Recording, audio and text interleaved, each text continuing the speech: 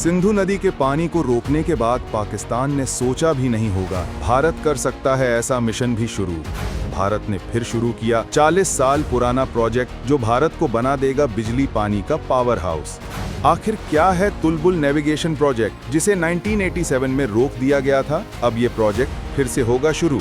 झेलम नदी के पूरे पानी को एक झटके में रोक देगा वुलर बैराज। बिजली और पानी से भर जाएगा भारत का खजाना। अप्रैल 2025 में जब भारत ने 1960 की सिंधु जल संधि को स्थगित करने का ऐलान किया तो दुनिया भर के विशेषज्ञों ने इसे एक साहसिक लेकिन प्रतीकात्मक कदम माना। कईयों ने सोचा कि ये सिर्फ पाकिस्तान पर दबाव बनाने की एक और कोशिश है, लेकिन वो गलत थे, बहुत गलत। ये किसी दबाव की शुरुआत नहीं, बल्कि एक बहुत बड़ी, सोची समझी और चरणबद्ध योजना का पहला कदम था। इस महायोजना का असली धमाका तो अभी बाकी था। संधि को स्थगित करने के कुछ ही हफ्तों बाद भारत ने जम्मू कश्मीर की वादियों से एक ऐसी खबर दी जिसने पाकिस्तान के हुक्मरानों के पैरों तले जमीन खिसका दी। भारत ने ऐलान किया कि वो 4 दशक से रुके हुए तुलबुल नेविगेशन प्रोजेक्ट को फिर से जिंदा करने जा रहा है। जी हाँ, आपने सही सुना, तुलबुल प्रोजेक्ट। ये वो नाम है जो 1987 से पाकिस्तान के लिए एक बुरे सपने जैसा रहा है और अब ये सपना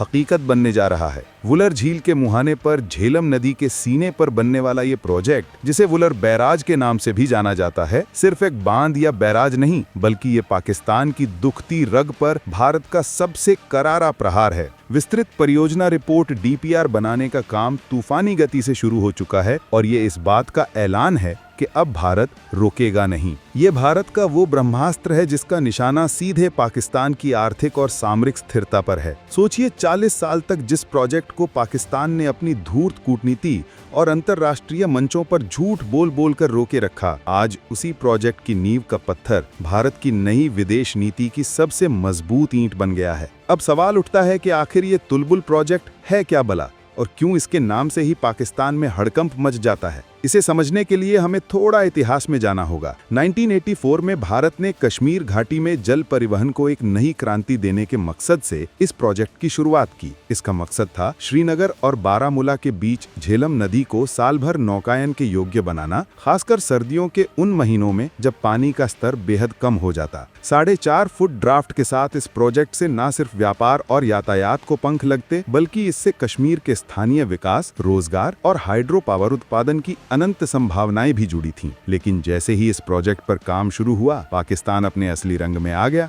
उसने सिंधु जल संधि का हवाला देते हुए इस पर आपत्ति जताना शुरू कर दिया। पाकिस्तान का तर्क था कि भारत इस प्रोजेक्ट के जरिए झेलम के पानी को नियंत्रित करेगा, जो संधि का उल्लंघन है। जबकि सच्चाई ये थी कि सिंधु जल संधि भारत को अपनी नदियों पर नॉन कंजम्पटिव यानी गैर खपत वाले उपयोग जैसे नेविगेशन और हाइड्रो पावर के लिए संरचनाएं बनाने का पूरा अधिकार देती है। लेकिन पाकिस्तान का असली डर कुछ और था। उसे पता था कि अगर भारत ने झेलम के पानी के बहाव को नियंत्रित करने की क्षमता हासिल कर ली तो ये भारत के हाथ में एक ऐसा रणनीतिक स्विच आ जाएगा जिसे वो जब चाहे ऑफ करके पाकिस्तान में पानी के लिए हाहाकार मचा सकता है। इसी डर के चलते उसने 1986 में सिंधु जल आयोग के सामने मुद्दा उठाया और लगातार अंतर्राष्ट्रीय दबाव बनाया, जिसके चलते 1987 में भारत को मजबूरन इस प्रोजेक्ट पर काम रोकना पड़ा। ये उस दौर की बात थी जब भारत एक रक्षात्मक और शांति प्रिय नीति पर चलता था। लेकिन अब 2025 का भारत वो पुराना भारत नहीं है। ये नया भारत है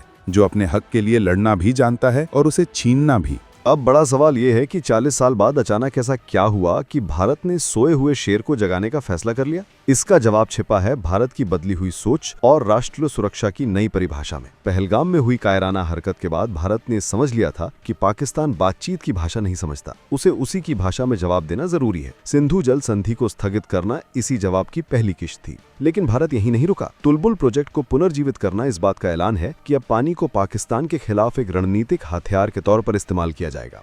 ये सिर्फ एक प्रोजेक्ट का पुनर्जन्म नहीं, बल्कि भारत की रणनीतिक स्वायत्तता का उद्घोष है। नई दिल्ली ने दुनिया को साफ संदेश दे दिया है कि वो अपनी भौगोलिक सीमाओं के भीतर अपने प्राकृतिक संसाधनों का इस्तेमाल करने के लिए पूरी तरह स्वतंत्र है और इसके लिए उसे किसी के सर्टिफिकेट की जरूरत नहीं है। ये फैसला दिखाता है कि भारत अब पाकिस्तान की गीदड़ भभकियों से डरने वाला नहीं है। दशकों तक पाकिस्तान ने सिंधु जल संधि को एक ढाल की तरह इस्तेमाल करके भारत के अपने ही पानी पर उसके अधिकारों को सीमित रखा। उसने हर भारतीय प्रोजेक्ट में अड़ंगा लगाया, चाहे वो किशन गंगा हो, रावी ब्यास लिंक हो या फिर तुलबुल। लेकिन अब खेल बदल चुका है। बिसात वही है, लेकिन खिलाड़ी नया है और चालें भी नहीं है। भारत का एक कदम एक तीर से कई निशाने साध रहा है। एक तरफ ये पाकिस्तान को सीधा संदेश है कि अगर उसने अपनी जमीन से उपजने वाली अशांति को नहीं रोका तो उसे पानी की बूंद बूंद के लिए तरसना पड़ेगा। दूसरी तरफ ये कश्मीर के लोगों के लिए एक विकास और समृद्धि का नया द्वार खोल रहा है जो उन्हें मुख्य धारा से और मजबूती से जोड़ेगा। और सबसे बड़ी बात, ये भारत को उस इलाके में एक ऐसी रणनीतिक बढ़त दे रहा है जिसका असर आने वाली कई पीढ़ियों तक महसूस किया जाएगा। ये प्रोजेक्ट भारत के संकल्प का प्रतीक है, संकल्प अपने लोगों की रक्षा का, संकल्प अपने देश के विकास का और संकल्प दुश्मनों को उनकी ही भाषा में जवाब देने का। इस पूरी कहानी में एक और रोमांचक मोड़ है जो उसे और भी दिलचस्प बना देता है। भारत की ये जल रणनीति सिर्फ तुलबुल प्रोजेक्ट या झेलम नदी तक ही सीमित नहीं है। ये एक बड़ी और व्यापक घेराबंदी का हिस्सा है जिसे खुफिया गलियारों में ऑपरेशन सिंदूर का अनौपचारिक नाम दिया जा रहा है। सिंदूर इसलिए क्योंकि यह सिंधु नदी प्रणाली से जुड़ा है और भारत के अखंड सौभाग्य का प्रतीक है।